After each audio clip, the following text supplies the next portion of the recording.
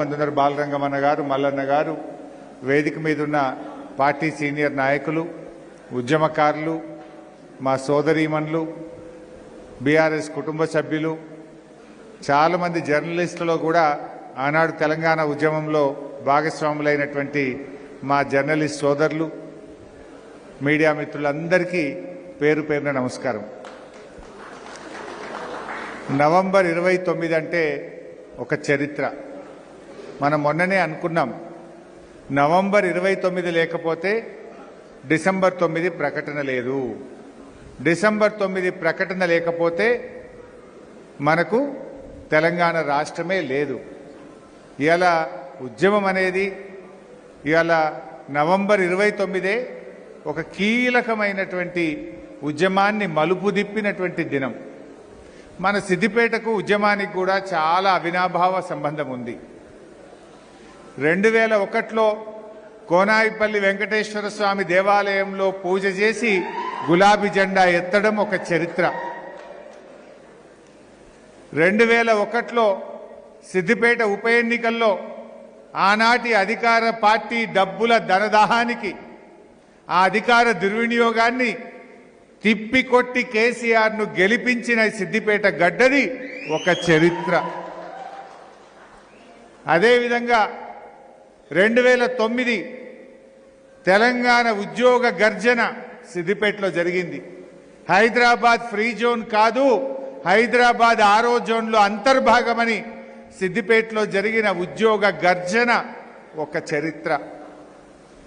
మన అంబేద్కర్ భవన్ కేసీఆర్ గారు ఈ నవంబర్ 29 డేట్ ఎప్పుడు ప్రకటించిండు, ఎక్కడ ప్రకటించిండు? సిద్దిపేటలోని అంబేద్కర్ భవన్లో నేను నవంబర్ 29వ తేదీ నా గడ్డ సిద్దిపేటలో ఆమరణ నిరాహార దీక్ష కూర్చోబోతున్నా అని చెప్పి ప్రకటించిండు. ఆ అంబేద్కర్ భవన్ ప్రకటన ఒక చరిత్ర. అదేవిధంగా నవంబర్ 29 కరీంనగర్ నుంచి సిద్దిపేటకు వస్తూ అల్గునూరు చౌరస్తాలో కేసీఆర్ను అరెస్ట్ చేయడం, ఖమ్మం జైల్లో పెట్టడం ఒక చరిత్ర. కేసీఆర్ గారి ఆమరణ దీక్ష మరి 11 రోజుల పాటు ప్రాణాన్ని లెక్క చేయకుండా ఆయన చేసినటువంటి దీక్ష ఒక చరిత్ర. మిలియన్ మార్చ్ ఒక చరిత్ర. సాగరహారం ఒక చరిత్ర. రాజీనామాలు, దేశంలో అత్యధిక సార్లు పదవులను గడ్డిపోచల్లాగా రాజీనామా చేసిన బీఆర్ఎస్ పార్టీది ఒక చరిత్ర. ఇలా ఎన్నో ఉన్నాయి. ఎన్నో త్యాగాల ఫలితం, కేసీఆర్ దీక్ష ఫలితం, అమరుల త్యాగ ఫలితం నేటి తెలంగాణ రాష్ట్రం. మరి కేసీఆర్ గారు చాలా పట్టుదలతో ఆయన ఆమరణ దీక్ష చేసినారు. నిమ్స్లో ఆయన ఆమరణ దీక్ష చేస్తూ ఉంటే ఒకసారి దాదాపు 8 రోజులు 9 రోజులు అయింది. మనిషి బాగా క్షీణించిపోయాడు. బీపీ షుగర్ ఫ్లక్చువేషన్ అవుతా ఉంది, బీపీ బాగా ఫ్లక్చువేట్ అవుతా ఉంది. ఓ రోజు నేను దగ్గరికి పోయి దీక్ష విరమించాలేమో, మీ ప్రాణానికి హాని జరిగే ప్రమాదం ఉందని డాక్టర్లు చెప్తున్నారు అని నేను దగ్గరికి పోయి ఆయనను చాలాసేపు బతిలాడడం జరిగింది. ఆయన ఒక మాట అన్నాడు, హరీష్, తెలంగాణ వచ్చేదాకా నా ప్రాణం పోదు అని నాకు ధైర్యం చెప్పిన నాయకుడు కేసీఆర్. నాకు ఉల్టా ధైర్యం చెప్పిండు మంచం మీద పడుకొని. అంత మొక్కబోని ధైర్యం ఆయనది. ఒకరోజు డాక్టర్లందరూ వచ్చారు, నేను అక్కడే ఉన్నా. మీ క్రియాటిన్ లెవెల్స్ పడిపోతా ఉన్నాయి, ఏ క్షణంలోనైనా మీ కిడ్నీలు ఫెయిల్ కావచ్చు, ఏ క్షణంలోనైనా మీ కిడ్నీలు పనిచేయకపోవచ్చు, మీరు డయాలసిస్ మీదకి వెళ్ళిపోతున్నారు అని డాక్టర్లు హెచ్చరించిండ్రు. మీరు దీక్ష విరమించాల్సిందే, మీకు ప్రాణహాని ఉంది అని డాక్టర్లు హెచ్చరించారు. ఒక మాట అన్నాడు డాక్టర్లతోని, నేను విరమించను, నేను చచ్చిపోతే నా శవం మీద తెలంగాణ జెండా కప్పండి అన్నాడు కేసీఆర్. కొంతమంది మూర్ఖులు ఈరోజు మాట్లాడుతున్నారు కేసీఆర్ దీక్ష మీద. ఆ రోజు దగ్గరుండి చూసిన వాళ్ళు ఎంతో మంది, జయశంకర్ సార్, మందకృష్ణ మాదిగ గారు, ఆర్ విద్యాసాగర్ రావు గారు, పార్టీ శ్రేణులు ఎంతో మంది దగ్గరగా ఉండి చూశారు. ఇవాళ ఒక పిసిసి ప్రెసిడెంట్ మూర్ఖంగా మాట్లాడుతుండు కేసీఆర్ దీక్ష గురించి. అసలు ఆ దీక్ష గురించి మాట్లాడే అర్హత నీకు ఉన్నదా? కేసీఆర్ లేకపోతే తెలంగాణ ఎక్కడిది? తెలంగాణ లేకపోతే నీకు ఆ టీపీసీసీ అధ్యక్ష పదవి ఎక్కడిది? అరే మీ పార్టీ అగ్రనాయకుడు ప్రణబ్ ముఖర్జీ రాసిన పుస్తకం చదువు. మై ప్రెసిడెన్షియల్ ఇయర్స్ అని భారతదేశ రాష్ట్రపతి ప్రణబ్ ముఖర్జీ ఒక పుస్తకం రాశాడు. ఎందుకంటే తెలంగాణ మీద ప్రణబ్ ముఖర్జీ కమిటీ వేసింది ఆనాటి యూపీఏ ప్రభుత్వం, సంప్రదింపులు చేసింది ఆనాడు ప్రణబ్ ముఖర్జీ, తెలంగాణ బిల్లు మీద సంతకం పెట్టింది ప్రణబ్ ముఖర్జీ, రాష్ట్రపతిగా గెజిట్ పబ్లిష్ చేసింది ప్రణబ్ ముఖర్జీ. ఆ ప్రణబ్ ముఖర్జీయే ద ప్రెసిడెన్షియల్ ఇయర్స్ అనే తాను రాసిన పుస్తకంలో కేసీఆర్ గురించి ఒక పేజీ రాసిండు. ఒక నాయకుడు కలలు గన్నడు, పోరాటం చేసిండు, తన జీవిత కాలములో తన లక్ష్యాన్ని ముద్దాడిన గొప్ప నాయకుడు కేసీఆర్ అనే మాట నేను చెప్పలే, ప్రణబ్ ముఖర్జీ గారు చెప్పిండ్రు. ఇలా అధ్యక్షుడు, ఆ పిసిసి అధ్యక్షుడు ఒకసారి ఆ పుస్తకం చదువుకొని మాట్లాడు. ఈ చిల్లర మాటలు బంద్ చేయి.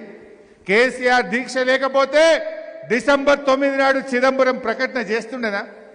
డిసెంబర్ 9 ప్రకటన కేసీఆర్ దీక్ష ఫలితం. యావత్ తెలంగాణ జాతి ఒక్కటై రోడ్ల మీదకి వచ్చి తెలంగాణ అగ్ని గుండంగా మారింది. గజగజలాడిపోయి ఐబీ రిపోర్ట్లతో ఆనాటి కేంద్ర ప్రభుత్వం దిగొచ్చి తెలంగాణ ఇచ్చింది తప్ప ప్రేమతో నియ్యలే. ప్రేమతో ఇచ్చిందా?